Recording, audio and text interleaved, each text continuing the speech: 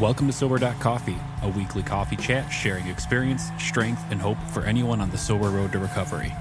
You can download Sober.Coffee weekly on all podcast platforms and check us out on Instagram at Sober.Coffee Podcast and on Twitter at Sober.Coffee Pod. To learn more about us and to help support these sessions, visit online at Sober.Coffee. Here are your hosts, two guys on their own path of recovery, Mike and Glenn. Let's join them at the coffee shop. The virtual coffee shop. Love the coffee shop. Well, we're actually sitting across from each other and we're drinking And we coffee. have coffee. So, a true program of honesty. We're really at a coffee shop. It's just, We're keeping Dunkin' Donuts in business. If it's a virtual coffee shop, do I have to virtually tip somebody for the coffee? I don't know how that works. I don't know what the etiquette is in virtual Just be coffee grateful. shops. I don't know. Just be grateful. We drink so much Dunkin' Donuts. Dunkin' Donuts just throw us like a America $25. runs on Dunkin'. Yeah, they should throw us a gift card, Yeah, they $25. should. Right. You know? Yeah, we're unofficially sponsored by Dunkin' Donuts. Very unofficially. Yeah. So, hey, great to be back in the coffee shop. I love sitting at the coffee table with you. Before we dive into our topic today, how's your year going? How is my? Oh, it's halftime. Pretty much halftime. Well, yeah, full transparency behind the counter, which, recording in beginning of July of 2022. Right, so it's right. halftime. It's halftime. So I just want to do a quick check-in with you on your year, on 2022. How's it going? You know, that's really interesting. And by the way, Mikey's not aware of this topic, so Yeah. I'm putting him on his toes here. It's interesting because I live life by the adage that there's a scoreboard, right? There's a scoreboard for a reason at a basketball game or a football game, right? Because it tells you how you're doing against. Well, that's how they the know other how team. to pay the bets out. Yeah, right. Is that why? What's the over/under on Mike being sober after 3.5 years?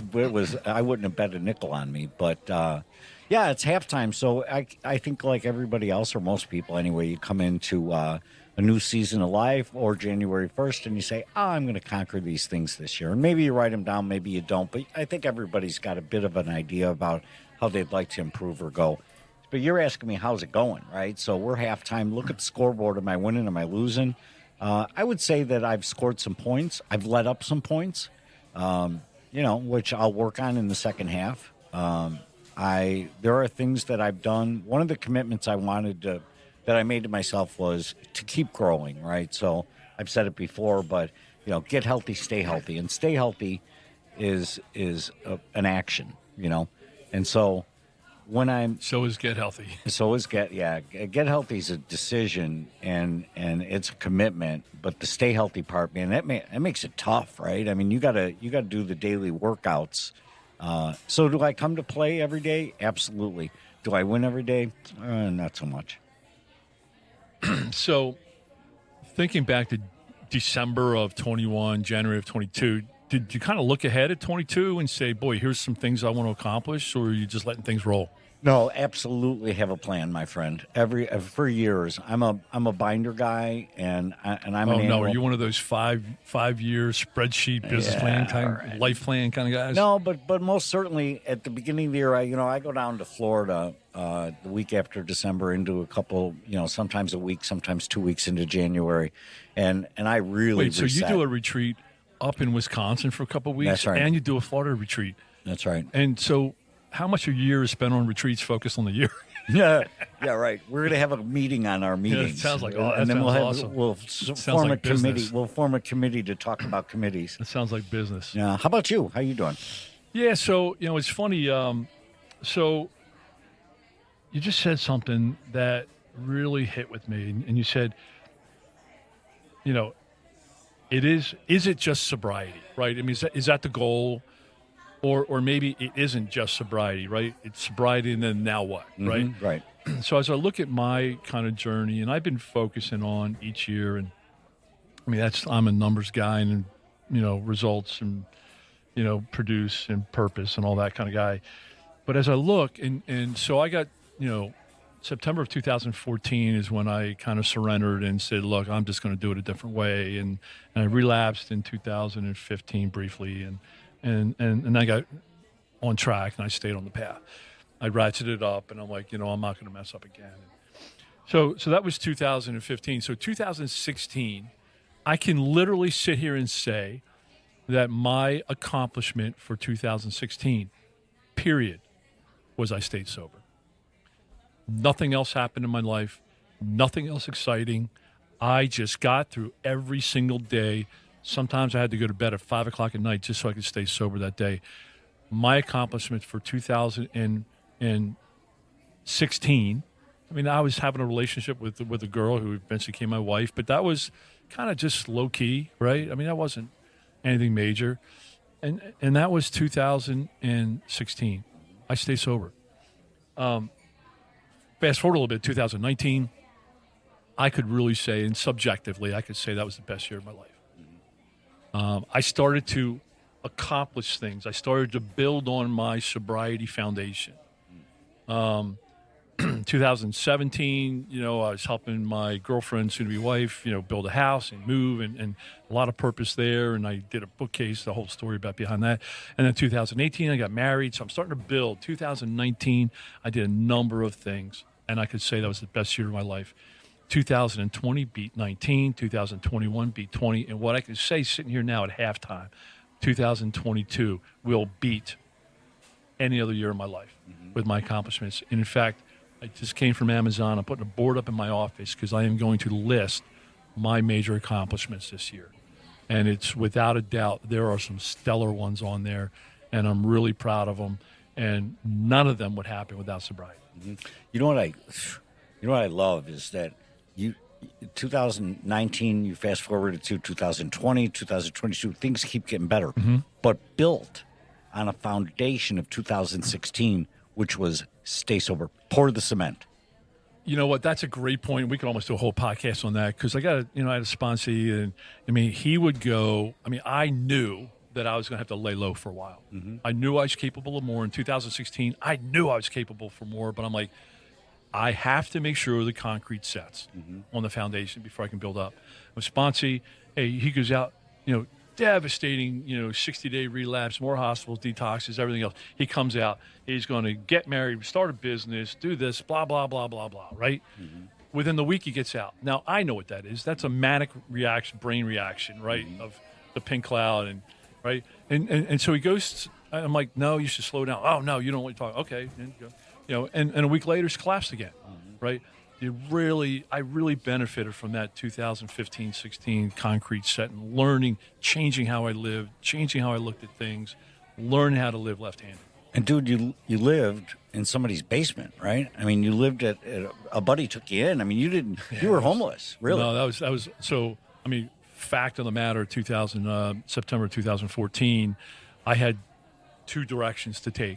One was I was going to go to a men's homeless shelter in St. Charles, and I was ready. I was ready to go in, surrender, and say, look, I'm at my bottom. Let's work together and let's start rebuilding because they have all kinds of resources for that. And the second path was to go in and surrender, and I surrendered to Matt Goff and care addiction, and I surrendered to him, and I listened to exactly what he said, and the program said, and then the AA said, and then my sponsor said, and so I had a path. So early on in 2014, as I was coming out of that 4-month program, I had a buddy that I knew in the program, and he lived in his gorgeous, 4-bedroom house all by himself. And he goes, hey, why don't you come here for a couple months? Because I had no place to go. Right. He said, why don't you come here for a couple months and, just to get your feet on the ground. And then I'm like, dude, that's great. Because we went to meetings together. It was great. I ended up living there almost 3 years. Right. Just great brotherhood. Here's the thing, and I know we have a topic today, and who knows if we're ever going to get to it, but the thing is that you focused on the foundation, number one. Number two, I'm sitting here thinking, what if a sober, curious person is just kind of zipping along and listening to our podcast? We have a lot of sober, curious folks. Yeah, and we'll probably do a show on that. But my point is that, it sounds to me like you had some kind of train wreck in your life, and you certainly did. But what you did at that turning point was you did everything to build that foundation, and that just really sets with me that you can't build on those other years. So the new person who's maybe just thinking about changing their lifestyle, and or the alcohol that's crashed their life, I love what you said. It's going to take time. Let it play out, but work on that foundation. Be patient. Yeah, be patient. Because it is going to take time. And, I just had dinner with my sponsor. We were out, and Yeah, man. I Who paid? He did. What a great guy, right? He must have made money on the golf course. Man, it was a great dinner. My wife was there, and his girlfriend was there, and it was a great time.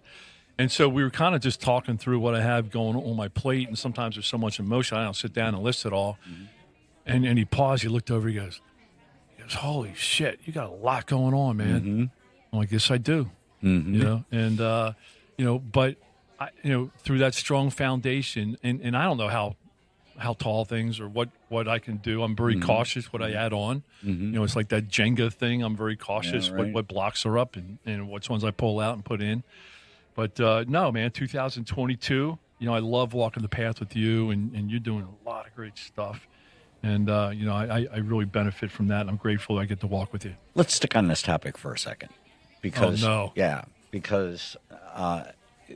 let's talk about that first year, 2016. So I was trying to land the plane. You're taking it back up. Yeah, right? yeah. Right. I want to know. What stone and what liquid you put in. What was your formula? What did you do that year? Literally, I mean, what was it that you focused on when you said you had one goal that year, and that was to make it through sober? What were some of the things that you had to do to make sure that you maintain that goal, right? Because you had to have a plan with each step, Yeah, so you're catching me off guard. I have no notes, so I'm just going back by memory. You would probably, if you gave me a half hour, I'd probably come up with a better answer, but here's my answer. Okay. First of all, I took Antabuse. Okay. So that was my safety net for that first year. Mm-hmm. I took Antabuse, and folks that don't know, Antabuse is a pill you take every day, 500 milligrams, and it stays in your system for 2 weeks. And if you drink while you're taking Antabuse, you can die. You will get severely sick, and you can die. That's why it's hard to find these days because a lot of doctors don't want to take the risk. But when I told my story, the doctor's like, dude, I get it. Here's Antabuse. Right. So you took it and then everything was fine? You just made it through the first year? No way, man. No. Absolutely not. Well, first of all, I had to test it, right? Okay.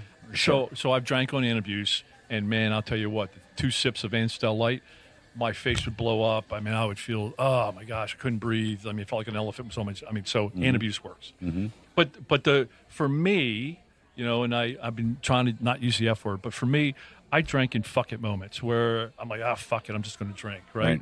And something, hit the fan, fuck it, I'm just going to drink. So it really helped me in those moments because I knew I couldn't drink. And the thing about Antabuse is it works for 2 weeks. Mm-hmm. So you have to have a 2-week planned relapse. You can't say, fuck it, I'm just going to go drink. Right. You have to plan and stop taking that pill, and then you got to wait for 2 weeks. Right. For me, that was a safety net. Mm-hmm. So for me, I said, you know what? I can't do this anymore. I'm just going to drink. Okay. Well, that 2 weeks, and it's not really 2 weeks. It's 10 days. But but for that period of time, I was able to I was looking at the rest of my tools, right? Mm-hmm. I was still going to meetings, and I was still working with people and talking to people and talking to my sponsor. And so by then, by day 3, right, it would kick in and like, Glenn, get back on your pills. Okay. Or my sponsor would say, hey, you taking your pills? I'm like, I didn't take them for 3 days. Take them. Right. So it really worked for me. So that's why. And one of the things about Antabuse helped me was it helped me understand the trigger moments. Okay. It helped me understand the effort moments. And I was like, okay, I get that. Now, what's going on with me now? Why do I have to take – okay, I don't like feeling this. Right. And that's where the term suffer better came in. Right. I'm going to sit through this, or I'm going to use some tools. What tool can I use? I mean, it was so literal, Mikey, I couldn't believe it. What tool am I going to use? Let me see. Call my sponsor. No, he's not busy. Or he's on the golf course. Or get to a meeting. Okay, there's no meeting now, right? I mean, I literally go down my list, right? But during that year – and I went to a meeting just about every day, right? I really plugged into the steps, right? I started the spiritual stuff, trying to figure that out. I got in the spiritual pool and figured out how messed up I was spiritually and how much I hated God. And, I mean, that was the year 1. And I would literally, my goal for each and every day was get to bed sober that night. Mm-hmm. And, I did some work. I worked, just a little bit here and there just to make money, to sustain myself. I wasn't focused on that. Every single day I woke up and I said, what's my game plan today? Just like page 86 in the big book says, what's my game plan today to stay sober? What am I going to do today? How am I going to fill my day? And you know what's funny? There's so many times I went to movies in the afternoon. I sat in a movie theater because I knew that was a safe place. Yeah, I ate popcorn and drank a slushie, but I was safe for 2 hours. I mean, that is how I planned every single day is what am I going to do today? What am I going to do the next hour to be safe? Tell me about the day that you crossed along the line without the safety net. So tell me about the day where you said, okay, I think I've got enough in me now where I don't need the safety net of antabuse. So that was about 6 months. About 6 months. About 6 months, I realized that I was on using my tools pretty much automatically, right? So I hit those effort moments, and then I'd all of a sudden, okay, I'm going to do this, do this, do this. And I found at 6 months, I thought about the pill less, almost nothing. But I kept taking it because I loved the path that I was on, and I was seeing progress, and I was seeing facts. And, like, I don't want to mess this up. So I took it for another 6 months, talked to my doctor, talked to, my sponsor. And at the 1 year mark, I mean, I'm just wasting money at that point, because it was my tools. I was starting to live life left-handed, and I wasn't going back to the right, Gotcha. and I had the confidence. At that point, I had enough facts, I had enough proof, and I you had had the accountability. You had the network, and you had a step. Toolbox was there and shined. Right. I didn't antabuse, but I think for both of us, for everybody, I think that the first 365 days, you've got it's a new January 3rd. It's a new Thanksgiving. It's a new barbecue. It's, there's a lot of, the term white knuckling, right? So there's, did you white knuckle through it? I will say for my experience it was very awkward those first 365 days because for me, every time I walked down my hall in my house was a memory of consuming alcohol down there, right? Every time I turn on a ball game, there was a memory. Mow the lawn, there was a memory of cocktailing while I'm doing everything, right? So it took a while for me to get there. But I think what I heard, whether I'm on the antabuse or not, right, whether that's a journey that you choose to take, it's going to be different. Growth is going to be different. Nobody knows what it feels like to win a championship until they win a championship. Right. So let me just jump in with a very key point here. I love, there was a point in my life that I loved pills because I thought pill would be an instant solution. Sure. Right. That's what the TV says. Totally, man. With all those, Yeah. you have 4 seconds of bliss, and then you have 3 minutes of this your pill's arm gonna might kill fall you. off. Yeah, right. You're so funny, and yet, I will tell you this: if you take antabuse and do nothing else, you will be so fucked. Because what happens is, because I've done this, what happens, and I'm using the F word there as a medical term. Thank right? you, doctor. Yeah, that's a medical term. Yeah. You will think that because you're taking the pill that you are invincible and that is the solution. And you could not be more wrong.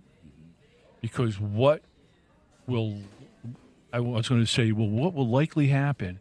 What will happen is you think you've got the drink thing solved, and you will go out in a situation and you will drink and you will get so medically sick and messed up. You'll be in the hospital, and unfortunately for some, you'll die. So I think it's a safety net. I think it's one. I think if you're going to work AA and work all the tools and you're going to really be committed to all the tools, I think it's brilliant. But for a period of time earlier on, 10 years ago, 15 years ago, whatever, I was on it, and I thought that was the solution. I lived the rest of my life as I didn't change anything. Right, sure. Just took extra pill every day. I just thought that was I'm like, well, whoa, here's the solution I've been looking for, right? Right. I didn't change anything in my life. I was still the dick. And still the hole in the soul, still all the problems, no tools, and I found real pain by just relying solely on that pill. Gotcha. That's not the right move. No, it's not the right move. So I think that.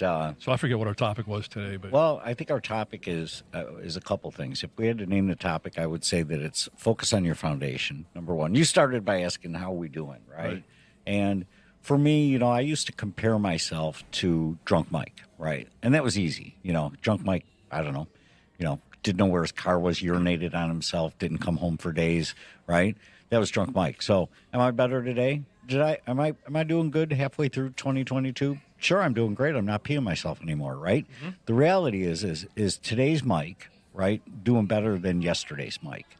And that's where you find growth. And that's where you find that's what AA has delivered to me, because when I go to a meeting, it's not just drunkalogs. I mean, you get the new people that come in and they're still shell-shocked and they're like, oh, man, this just happened, that just happened. Look, an AA meeting, if you find the right groups, it's about growth. It's talking about how to grow in acceptance and how to grow in forgiveness and how to grow in dealing with your resentments. These are all things that you learn. So how am I doing in 2022? I'm doing much better than I was in 2021. And guess what? In 2021, I wasn't Drunk Mike. I was Sober Mike. So the benchmark for me, my competition is yesterday's Mike. Does that make any sense? Absolutely. In fact, that's something that I'm really focused on kind of personally in my morning quiet time is, social media. There's parts of social media that I love, and there's parts that I absolutely hate. I think it's really bad. And one of the reasons I think it's bad is because we see what other people want us to see. Mm-hmm. We don't necessarily see reality. And I know for a fact that a lot of social media has nothing to do with reality. Mm-hmm. I know that for a fact. I have examples. I can go on for 4 hours with examples, and it's amazing the bullshit that's on social media. Right. But what we tend to do, what I tended to do is compare myself, where I'm at, my insides, my reality, with other people's outsides or bullshit, right? And that never equaled up, and it really caused me crap inside, right? Mm-hmm. So what I have learned and am learning, and I'm every morning, part of my meditation, I focus on this, because I'm on social media for one reason today, and that's for our podcast. Mm-hmm. I mean, if it wasn't for our podcast, I wouldn't be on social media. But I get a lot of value out of sobriety, our different handles. Plus, we get a lot of reaches. I mean, a lot of people are reaching out. A lot of connections through social media. And please reach out, because we'd love to hear from you. Right, but there's two things. Number one is I don't compare myself to others today. I compare myself, just like you said. Big step. Brilliant. You said, I compare myself to who I was yesterday. Mm-hmm. And you're get healthy, stay healthy. I compare what did I do yesterday from an exercise, steps, eating perspective. How can I better improve that today? Mm-hmm. If I can't improve it, how can I do what I did yesterday? If yesterday was so good, how can I just be like I was yesterday? Mm-hmm. Or how can I be better? Mm-hmm. And I have found, I forget what the word is, significant increases in purpose and productivity when I don't look at others. Mm-hmm. I look at what I was yesterday, and that's the awesome, only real baseline of improvement. So I totally love that. One last thing is it takes time. Yeah. Notice I said the word 2016. Mm-hmm. So that was really 2016 and half of 15. Right. So, I mean, that is